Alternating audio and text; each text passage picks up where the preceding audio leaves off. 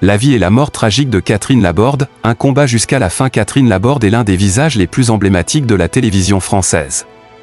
Pendant près de 28 ans, elle a accompagné des millions de téléspectateurs à travers ses bulletins météo sur TF1, devenant une véritable figure du paysage audiovisuel. Mais derrière ce sourire chaleureux et cette voix apaisante, se cachait une femme de caractère, une artiste passionnée et, dans ces dernières années, une combattante face à une maladie neurodégénérative implacable. Son décès, le 28 janvier 2025, à l'âge de 73 ans, a bouleversé la France entière. Retour sur une vie riche en émotions, en succès et en épreuves. Née le 8 mai 1951 à Bordeaux, Catherine Laborde grandit dans une famille où l'éducation et la culture occupent une place centrale. Son père, professeur, et sa mère, femme au foyer, lui inculquent très tôt le goût du savoir et de la lecture. Mais c'est le théâtre qui la fascine dès son plus jeune âge. Dotée d'un véritable talent pour l'art dramatique, elle décide de suivre des études au Conservatoire d'art dramatique de Bordeaux. Là, elle perfectionne son jeu, se nourrit des grands classiques et se rêve en comédienne reconnue. Son ambition la pousse à monter à Paris, la ville lumière où tout semble possible. Dans la capitale, elle commence par jouer dans plusieurs pièces de théâtre, notamment dans l'église de Louis-Ferdinand Céline. Elle fait également ses premiers pas au cinéma, décrochant de petits rôles dans des films tels que Cousin, Cousine, 1975, et Il y a longtemps que je t'aime, 1979, réalisé par Jean-Charles Taquella. Mais malgré ses efforts et son talent, la grande carrière d'actrice qu'elle espérait ne décolle pas. Le destin l'attendait ailleurs. En 1988, Catherine Laborde fait un choix qui va bouleverser le cours de sa vie. Elle intègre TF1 en tant que présentatrice météo. Un domaine qu'elle ne connaissait pas, mais qu'elle apprend rapidement à maîtriser.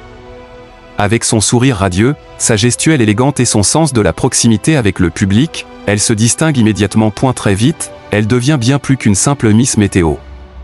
Son charisme naturel et sa chaleur humaine créent un lien unique avec les téléspectateurs.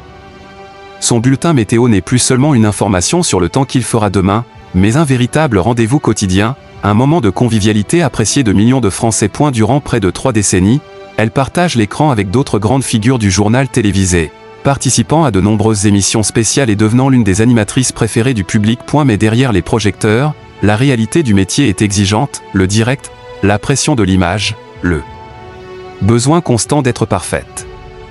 Avec le temps, la fatigue s'accumule, et Catherine ressent le besoin de tourner la page. Le 1er janvier 2017, Catherine Laborde présente son dernier bulletin météo sur TF1. Elle sait que c'est la fin d'une belle et longue aventure, et elle veut marquer les esprits. Les téléspectateurs ne sont pas préparés à son discours d'adieu, émouvant et poignant. Je vous emporte avec moi. Vous m'oublierez? Moi non. Je vous aime. Une déclaration sincère qui touche en plein cœur ceux qui, pendant 28 ans, ont suivi ces bulletins. L'émotion est immense, tant pour elle que pour les millions de Français qui l'ont adoptée comme une amie du quotidien. Après cette sortie digne et pleine d'élégance, Catherine Laborde semble prête à profiter d'une retraite paisible, loin des caméras. Mais le destin en décide autrement. Quelques mois après son départ de TF1, Catherine Laborde révèle une vérité déchirante. Elle souffre de la maladie à corps de Lewy, une pathologie neurodégénérative extrêmement difficile. Cette maladie, méconnue du grand public, associe des symptômes de la maladie de Parkinson et d'Alzheimer. Elle entraîne des pertes de mémoire, des hallucinations, des troubles moteurs et une altération progressive des fonctions cognitives. Plutôt que de cacher son combat, elle décide d'en parler publiquement. En 2018, elle publie Trembler, un livre bouleversant dans lequel elle partage son quotidien face à cette maladie qui la ronge peu à peu. La mémoire s'efface, les gestes deviennent difficiles, mais l'amour et le courage restent. Son époux, Thomas Stern, joue un rôle fondamental dans son combat.